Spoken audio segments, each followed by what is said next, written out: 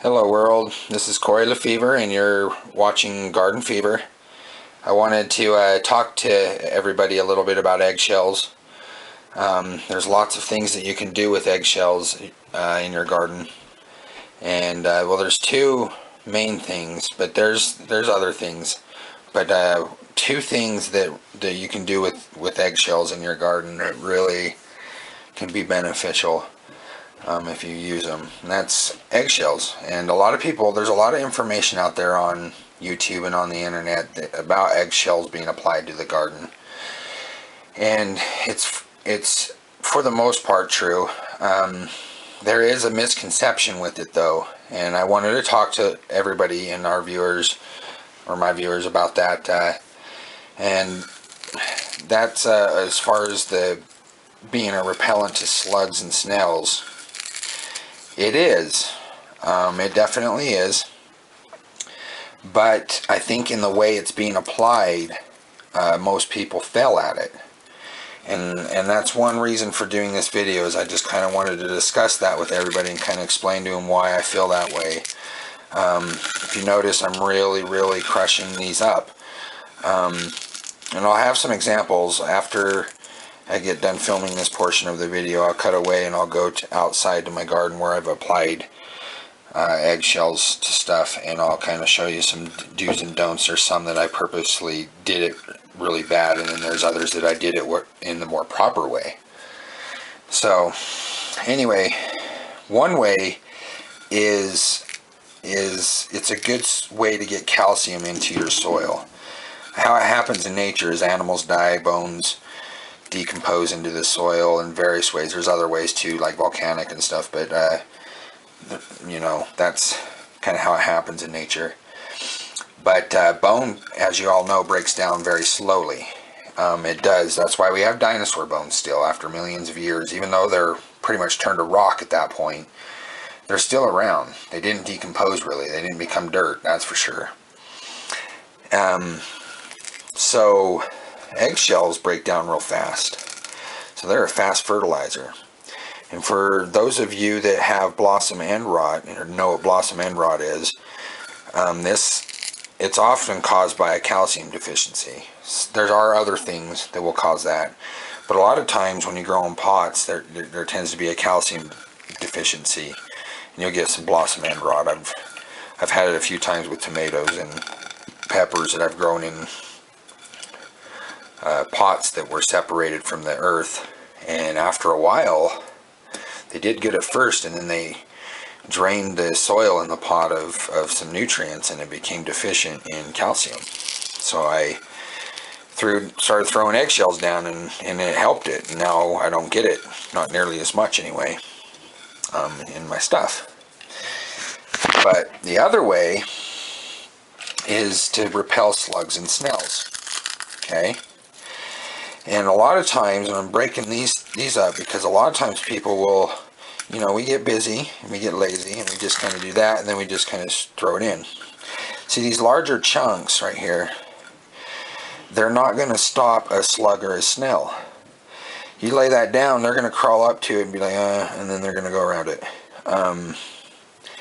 And that's what a lot of times what happen. They'll break it up and kind of do that, and then the snail just kind of wiggles its way through. Or the slug or whatever. But over here, where it's a lot finer, this is like a glass field. And it's like us walking on shards or fields of glass and broken shards.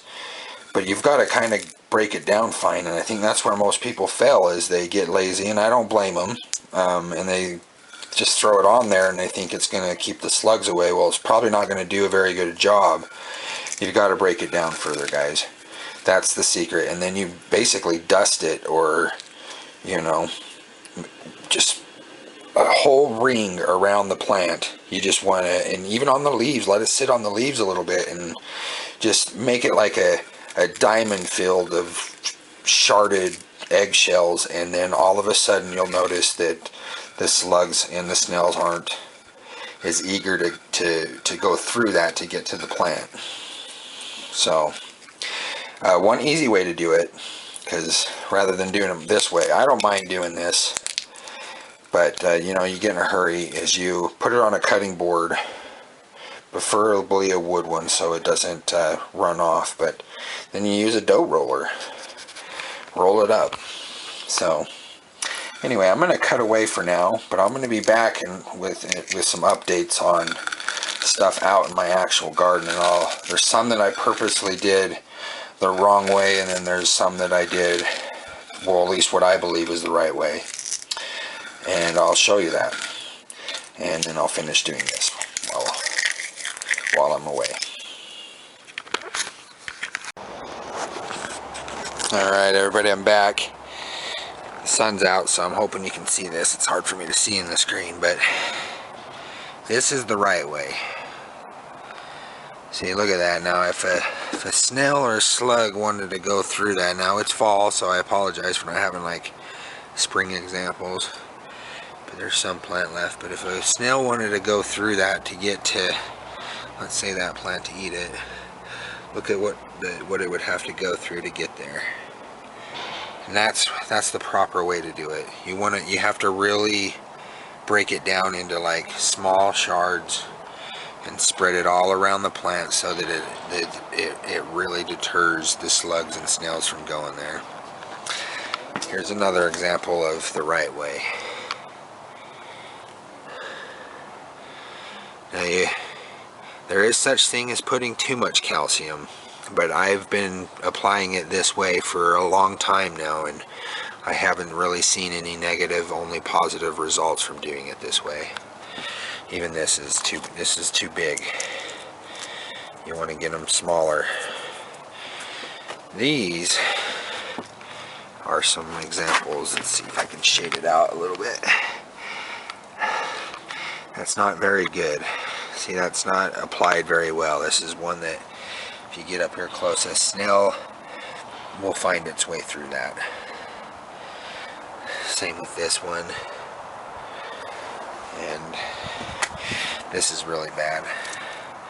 But on these ones, I really aren't doing it to, you know, you might not necessarily be doing it to repel snails and slugs, and just do it for the calcium. If you do it just for the calcium, this is just fine. Just throw it on there, spray it around a little, and that's all that matters. But if you want bug repellent, you need to make it hard for them. That's what you need to do. Anyway, this is Corey Lefevre with Garden Fever. Share, like, subscribe. More videos to come. If you have any ideas, anything you want me to do a video on, let me know. I'll leave my email in this description too. But for now, till next time.